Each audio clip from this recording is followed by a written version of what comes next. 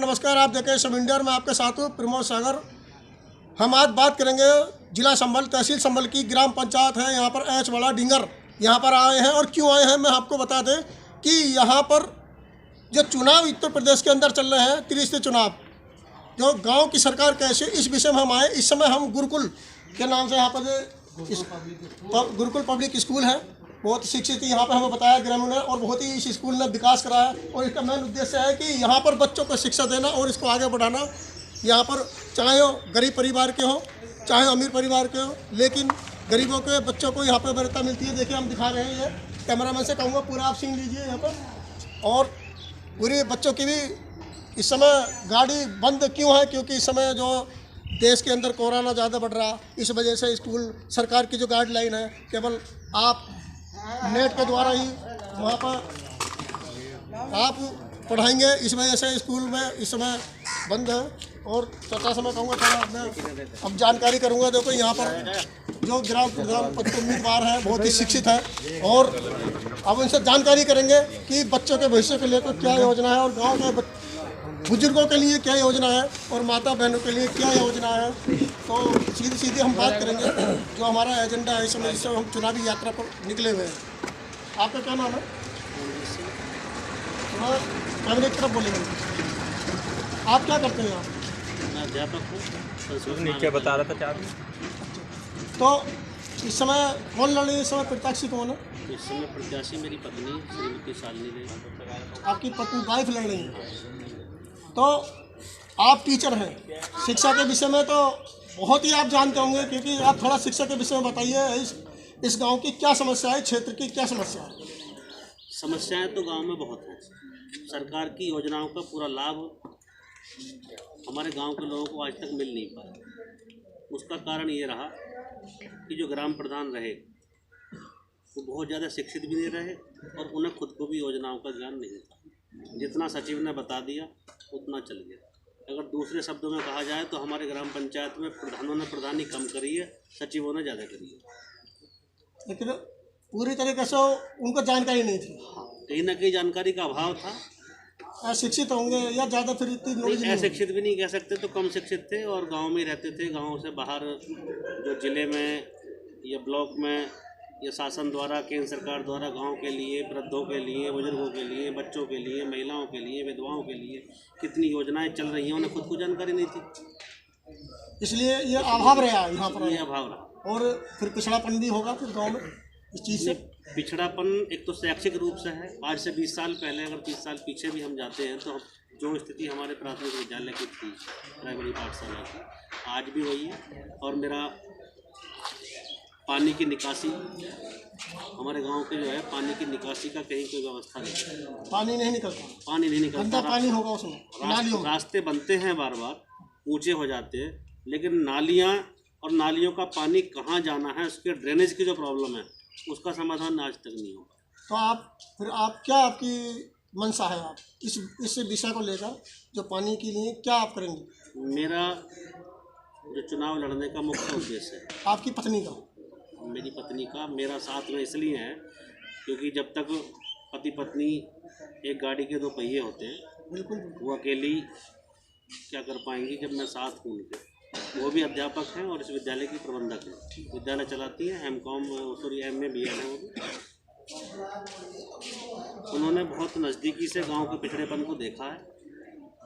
आज हम लोग चुनाव में हैं और ईश्वर की कृपा से सब बुजुर्गों का आशीर्वाद हमें मिल रहा है। इनकी अपेक्षाएं बहुत ज़्यादा हैं, हमसे उम्मीदें बहुत ज़्यादा हैं, और इसीलिए ज़्यादा है कि ये लड़का बचपन से बाहर रहा है, बाहर आता जाता ज़्यादा है, तो गांव के लिए कुछ ज़्यादा सोचेगा। देखिए कैमरे की तरफ देखिए। आप ये बताइए, पहले आप शिक्षा के बारे में बताइए कि नन्हे मुन्ने बच्चे के लिए आप कहाँ तक शिक्षा लेकर जा रहे हैं? नन्हे मुन्ने के लिए जैसे मैंने नृत्य किया और मैं शिक्षा से जुड़ी हुई हूँ और काफ़ी अरसे से जुड़ी हुई हूँ। मेरा मानना है कि शिक्षा रोजगार परक होनी चाहिए। अभी हम लोग मिडिल लेवल पर स्कूल रन कर रहे हैं। इन फ्यूचर हम जो एजुकेशन प्रोवाइड करेंगे वो उनके रोजगार से रिलेटेड, उनको सेल्फ डिपेंड बनाएगी। इसी उद्देश्य से हम लोग शिक्षा को आगे लेके जाएंगे। आप इस स्कूल की मैनेजर है, तो आप स्कूल में किस प्रकार का यहाँ पर मेंटेनेंस लेकर चलिए, किस प्रकार से मेंटेन कर रही क्योंकि आपके प्रश्न भी प्राचार्य भी आपको देखेंगे, प्रश्न को भी टीचर भी हैं, बच्चे भी हैं, तो किस प्रकार से आप लोगों को कवर करते हैं? सर मेरा देखना होता है कि बच्चों को जो भी कोई प्रॉब्लम होती है या टीचर्स को, पेरेंट्स को, गार्जियंस को, उनकी सबसे पहले प्रॉब्लम को सॉर्ट आउट किया जाता है और उन्हीं के अकॉर्डिंग उन्हीं की मेथड टीचिंग मेथड को हम यूज़ करते हैं और उनको जो भी ज़रूरत होती है उसी के पैटर्न पर हम उन्हें अच्छी शिक्षा देते हैं। मैडम जी एक और मैं क्वेश्चन करूँगा, ज़्यादा चल करूँगा। इस समय चुनाव चल रहे हैं और आप शिक्षा भी दे रही हैं, शिक्षा आपका पहला उद्देश्य है, गाँव में आपने दिया होगा शिक्षा। लेकिन मैं ये कहूँ आप शिक्षा में दे रहे हैं कि आपको मतलब प्रधानी लेने का विचार आ रहा है, तो पहला बात ये बताइए कि प्रधानी आप क्यों लड़ना चाह रहे हैं? बिल्कुल, बहुत अच्छा आपने मुझसे पूछा कि प्रधानी में क्यों लड़ना चाह रही हूँ, क्योंकि मैं शिक्षा से जुड़ी हुई हूँ और शिक्षा के माध्यम से मैं बहुत सारा कार्य अच्छे से कर सकती हूँ। लेकिन मुझे लगा कि गांव में जैसे मैंने विजिट किया, गांव की परेशानियाँ देखी, जो चीज़ हम लोग एक पद पे रहते हुए कर सकते हैं, आप कितने भी मतलब वेल डेवलप्ड हो, वो अधिकार आपके पास नहीं होता। जब आपके पास अधिकार होता है तो आप उस कार्य को अच्छे से कर पाएंगे। और साथ ही साथ मेरा मानना है कि जैसे मैंने गांव में विजिट किया, देखा स्वास्थ्य, शुद्ध पेयजल और एजुकेशन का मस्ट मतलब इम्पोर्टेंट रोल होता है जो कि नहीं हो पाती। मेरा खुद का मानना है कि मैं वहाँ खुद सेल्फ जाके डेली या जैसे भी रूटीन वाइज होगा, अगर मैं सिलेक्ट होती हूँ या मैं सफल होती हूँ तो मैं सेल्फ मतलब सुपरविजन करूँगी। एक लास्ट क्वेश्चन होगा, जो माता बहन है, क्योंकि आप माता बहन की समस्या से बहुत बाकी है, क्योंकि आप पहले दिन हैं, आप शिक्षित भी हैं, तो महिलाओं के लिए जो हमारी बहन बेटी हैं, माता बहन, उनके लिए क्या विशेष योजना है?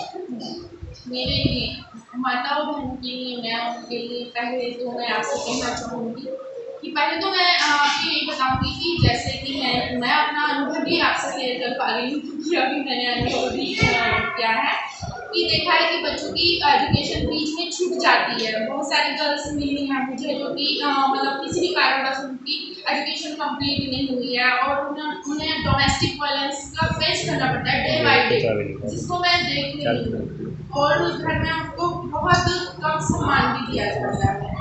तो उसको मैं अच्छे से वर्क करूँगी, मतलब उनके साइड भी मैं वायलेंस की साइड अगेंस्ट में स्टैंड करूँगी।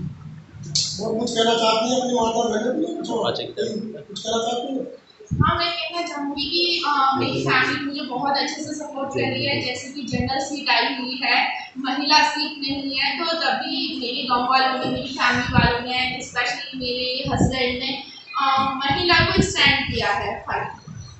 देखिए अभी हमसे बात कर रहे थे तो उनके समय मैनेजर है और शालिनी चौधरी जी, तो उनके बहुत अच्छे विचारों, उन्होंने अपने विचारों को इनको सीधा सीधा स्पष्ट किया है और जानती है, महसूस कर रहे हैं उन्होंने। तो जो समस्या जब निकल के आई है वो चाहती है कि वो समस्या मेरे गांव के माता बहनों में वो समस्या से ना गुजरे, इनके लिए उनके विकास को, उनके आवाज़ को उठाने के लिए, उनकी मदद करने के लिए, उनको योजनाओं का लाभ देने के लिए वो इस समय ग्राम प्रधान के पद की उम्मीदवार है जी। इसी बात करने के लिए बहुत धन्यवाद। जिस किसी व्यक्ति को इंटरव्यू लगवाना है या विज्ञापन देना है या क्षेत्र की कोई समस्या है तो हमारे स्क्रीन पर दिए गए नंबर हैं, आप उनसे संपर्क कर सकते हैं। हम आपसे वादा करते हैं सब इंडिया आपके लिए हमेशा 24 घंटे आपकी सेवा में तत्पर रहेगा। भारतीय स्वाभिमान और शौर्य का उद्घोष, राजनीतिक मुद्दों से लेकर जनता के हितों की बात अब होगी नई उम्मीद के साथ। बदलते नए भारत की सोच, समर इंडिया, यही तो सच है।